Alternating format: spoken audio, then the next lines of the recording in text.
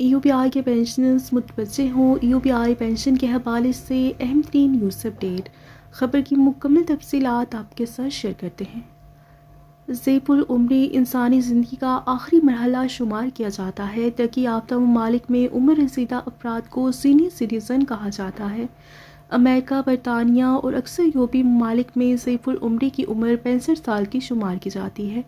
کچھ ممالک میں یہ عمر 60 سال ہے اور جرمنی نے 1880 میں ذیب العمری کو پینشن اور سوشل سیکیورٹی کے نظام کو شروع کیا۔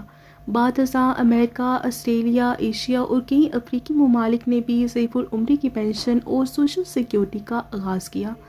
سوشل سیکیورٹی کا ایک اہم مقصد عمر رسیدہ افراد کو باعزت اور کسی کی محتاجگی کے بغیر زندگی بسر کرنے کے لیے مدد فراہم کرنا ہے۔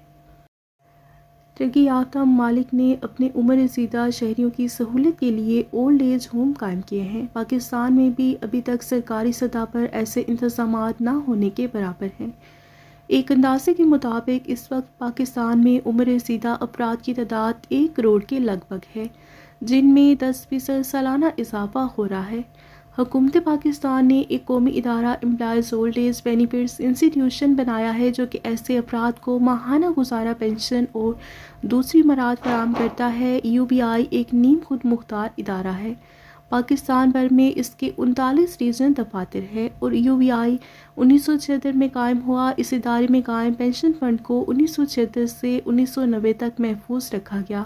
جب وہ اچھی طرح مستحکم ہو گیا تو 1990 میں اس ادارے نے پینشن دینا شروع کر دی اور آج کم از کم پینشن 10,000 روپے ماہانہ ہے۔ اس ادارے کے قیام کے بعد ایسے تمام نجی اداروں کو UBI سے رجسٹر ہونے کا پابند کیا گیا جہاں پر 5 یا اس سے زیادہ ملازمین کام کرتے ہیں۔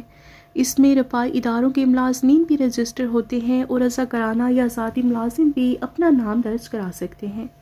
رجسٹریشن کے لیے UBI سے بلا معاوضہ فارم حاصل کیا جاتا ہے۔ ادارے کی ویب سائٹ یا مفت مددگار ہیلپ لائن 08003624 پر بھی معلومات حاصل کی جا سکتی ہیں۔ اس ادارے کے پاس وسائل کی کمی نہیں، لیکن افسوس کی بات ہے کہ اس ادارے میں جمع اربوں روپے اور کھربوں کی پراپرٹی کو سیاسی بنیادوں پر استعمال کیا گیا۔ UBI اسکینڈل کی نشاندہی آڈیٹر جنرل آف پاکستان نے بھی کی ہے۔ وقت کا تقاضا ہے UBI کے اکاؤنٹ کا جائزہ لے کر عمر رسیدہ افراد کی ماہانہ پینشن میں خاطر خواہ اضافہ کیا جائے اور اس کے رجسٹرڈ افراد کو دوسرے ممالک کی طرح مراعات بھی فراہم کرے۔ دنیا بھر کی فلاحی ریاستیں اپنے بزرگوں کی دیکھ بھال کے لیے کئی منصوبے بناتی ہیں کیونکہ ان بزرگ افراد نے اپنے ایام جوانی میں قومی پیداوار بڑھانے، ملکی ترقی کے عمل میں اپنی جوانی اور صلاحیتیں صرف کی ہوتی ہیں۔ ذیب العمری ایک ایسا مرحلہ ہے جب انسان کو دوسرے کی مدد کی شدید ضرورت پیش آتی ہے۔ بہت حد تک انسان دوسروں کا محتاج ہو جاتا ہے۔ آپ نے اکثر یہ دعائیں سنی ہوں گی کہ یا اللہ مجھے کسی کا محتاج نہ کرنا، یا یہ تو میرے بڑھاپے کا سہارا ہے۔ عمر رسیدہ یا بزرگ ہونا ایک ایسی علامت ہے جو کہ نوجوان نسل کو اس منزل کی طرف اشارہ دلاتی ہے کہ انہیں بھی اس مرحلے کو دیکھنا ہے۔ اگر ہم اسلامی تعلیمات کا غور سے مطالعہ کریں تو انتہائی واضح طور پر تکرار سے یہ حکم الہی ملے گا، اگر تم اپنے والدین کو بڑھاپے میں پاؤ تو ان کی اس طرح خدمت کرو جس طرح بچپن میں انہوں نے تمہاری دیکھ بھال کی، اور انہیں اف تک نہ کہو۔ قرآن پاک کی دیگر آیات اور حدیث نبی صلی اللہ علیہ وآلہ وسلم میں بھی والدین کی حیثیت اور ان کی خدمات کے واضح احکامات موجود ہیں، اور ہمیں اپنے بزرگوں کی زندگی آسودہ حال بنانے کے لیے خصوصی اہتمام کرنا چاہیے۔ جس طرح معذور افراد کے لیے خصوصی تعلیم اور سہولتوں کے حوالے سے مختلف اقدامات کیے جاتے ہیں، اسی طرح وفاقی، صوبائی بلکہ بلدیاتی سطح پر بزرگ شہریوں کے لیے خصوصی مراعات کی فراہمی بھی ضروری ہے۔